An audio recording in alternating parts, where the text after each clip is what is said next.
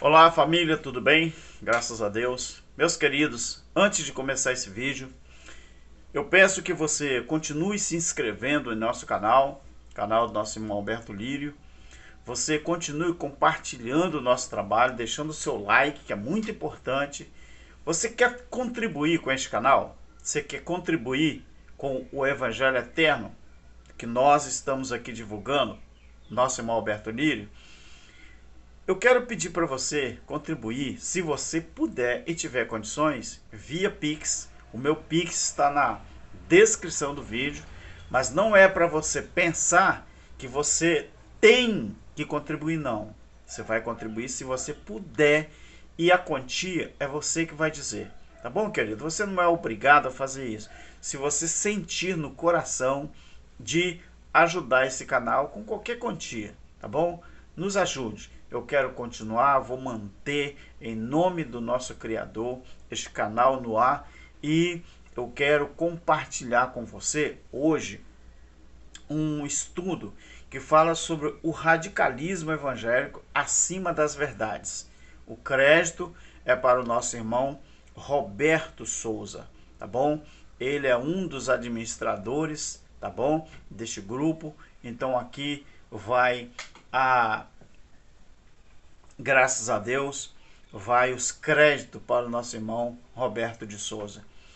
Olha, querido, o nosso irmão Cláudio Mendes, ele é incrível. Você já conhece o canal do nosso irmão Cláudio Mendes? Continue, não é, ali visualizando o seu trabalho, os seus estudos, porque este canal é abençoado e a gente aprende muito, tá bom? Olha o que eu quero deixar para você aqui.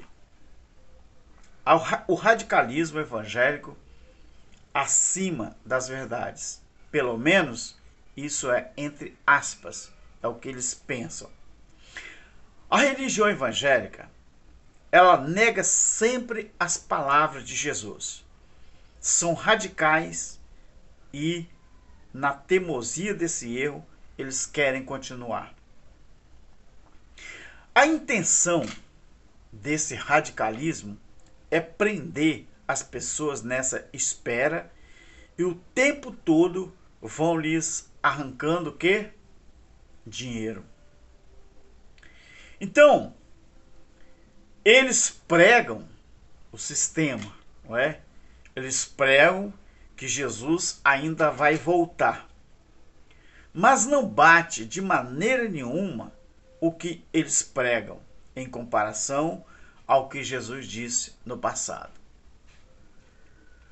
Você vê que aquilo que Jesus falou no passado a respeito de volta dele nunca esteve relacionado a uma volta física, mas a religião, eles conseguem manipular, mudar a mente, o coração das pessoas no que diz respeito à verdadeira palavra que Jesus ensinou acerca disso. Vamos ver alguns exemplos aqui. Em Mateus, no capítulo 10 e o versículo 23, Jesus diz assim: quando, pois, vos perseguirem nesta cidade, presta atenção, nesta é um verbo indicativo, que era aquela Jerusalém. Quando vos perseguir nesta, ele não disse nessa. Se ele falasse nessa, ele estava falando, poderia ser qualquer outra, mas o verbo é indicativo, é nesta cidade, fugir para outra. Porque, em verdade, eu digo a vocês, eu vos, que é a segunda pessoa do plural, eu vos digo que vocês não vão acabar de percorrer as cidades de Israel. Tá vendo como o nesta, ele é um verbo indicativo? A qual cidade estava falando? Jerusalém. E aonde fica Jerusalém? O próprio Jesus vai responder: em Israel. a cidade de Israel sem que venha o Filho do Homem. Cadê os discípulos, querido? Cadê os discípulos que antes deles percorrerem toda a cidade de Israel, haveria de vir a volta ou a manifestação do Filho do Homem? Então será que os discípulos estão pregando o evangelho do reino até hoje? É claro que não. É claro que não. Eles são tão cara de pau, ou de paus, não é? Esses cara de pau, os pastores, eles pregam isso, mas onde eles tiraram que esta passagem seria atemporal? De jeito nenhum. Então Jesus, Mateus capítulo 24, o verso 34, ele disse assim: em verdade, eu digo a vocês que não passará esta geração. Olha, outro verbo indicativo.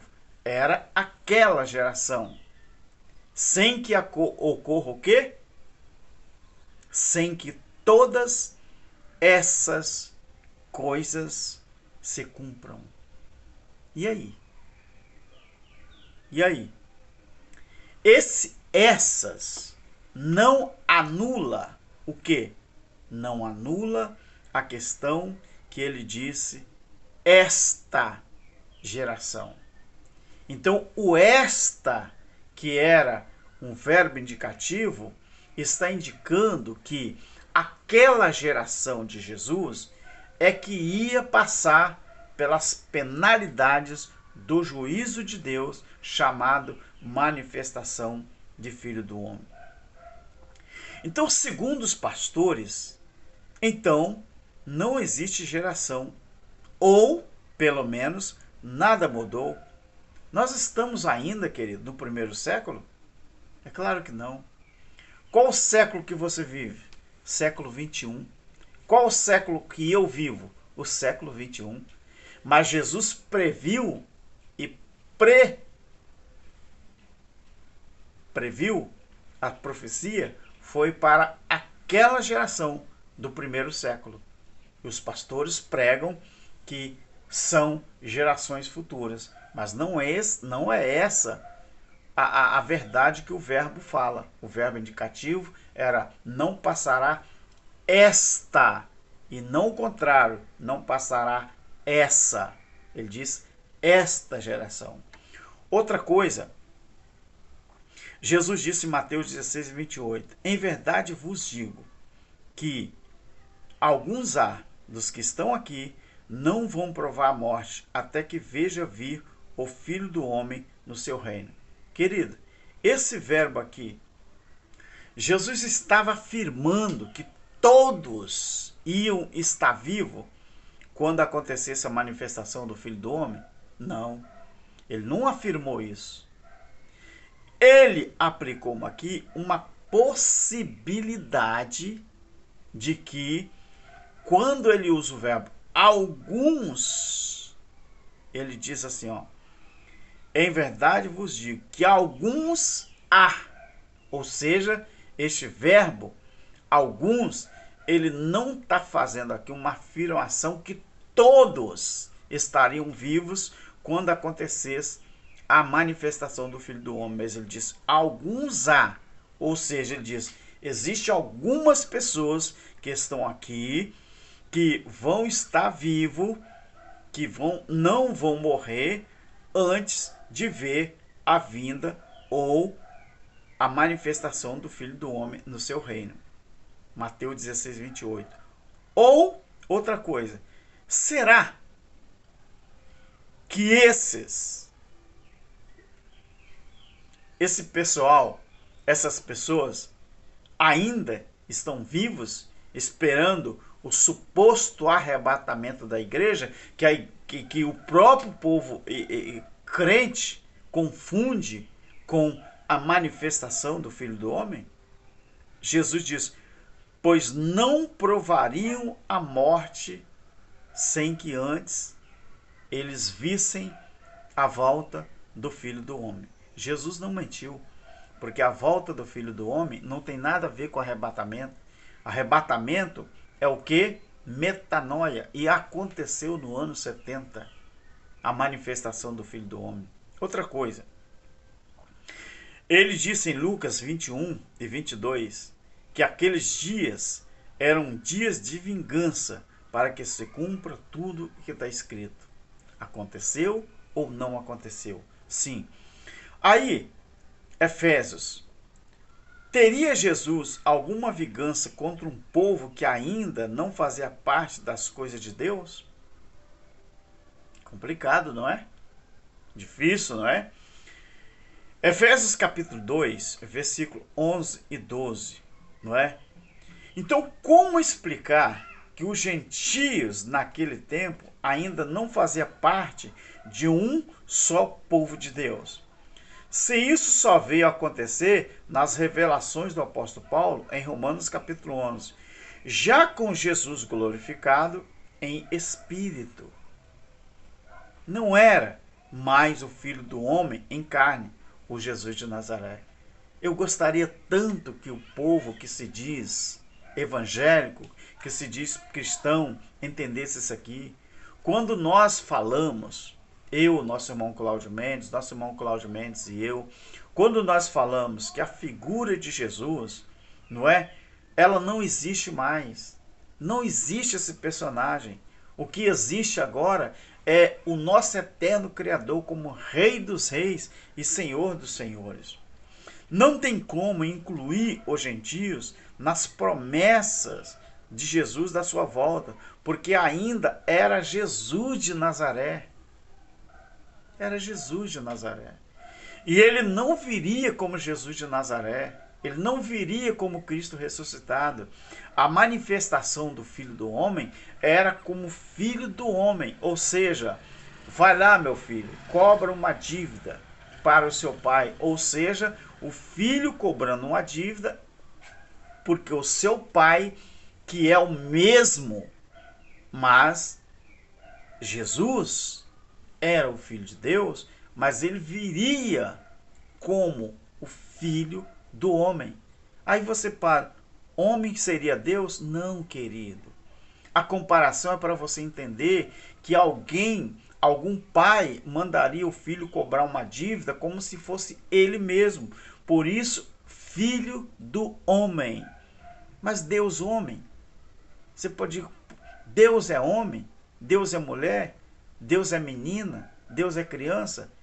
Como que você consegue entender que a manifestação do Filho do Homem foi como se o pai tivesse mandado o filho cobrar uma dívida por ele? Eu tenho filhos.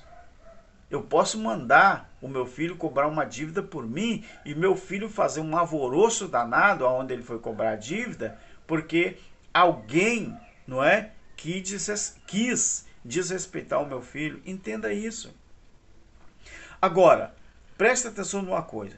O motivo de tanta falsidade desses líderes religiosos de hoje é que a religião nunca aceitou, de fato, as mudanças que iriam atingi-los, com a consumação de tudo que aconteceria, não é, através de Jesus. Principalmente a perda dos dízimos, não é, que seria a galinha dos ovos de ouro do sistema religioso. Então isso é uma verdade. No passado, foi por esse motivo que armaram um plano para matar Jesus. Os sacerdotes do templo estavam tão acostumados a ludibriar as pessoas, a enganar as pessoas, a tirar vantagem própria, que quando Jesus veio, não é, eles ficaram furiosos. Por quê? Porque Jesus, ele veio justamente para acabar com aquele sistema. Você sabe por que o sistema religioso não aceita o Evangelho eterno? Porque eles não querem perder a galinha de ouro. E a galinha de ouro é quem? É o povo que está lá frequentando esses assalpões e estão sendo, não é, assaltados, não é? Ali, ó, todo dia, todo mês, toda semana. Então, Quando Jesus veio para mudar os tempos e mudar a lei de Moisés, você vai encontrar isso, Estevão comentando sobre isso lá no capítulo 6 de Atos dos Apóstolos, eles ficaram furiosos. Então, depois que Jesus acabou de ensinar todas essas coisas, Jesus disse aos seus discípulos: vocês sabem que daqui a 2 dias será comemorada a Páscoa. Nesse dia, o Filho do Homem será entregue para ser crucificado. Nesse meio tempo, os líderes dos sacerdotes e os líderes do povo se reuniram na residência de Caifás, o sumo sacerdote. Olha onde foi a reunião, aonde que tramaram tudo. Tá vendo, queridos?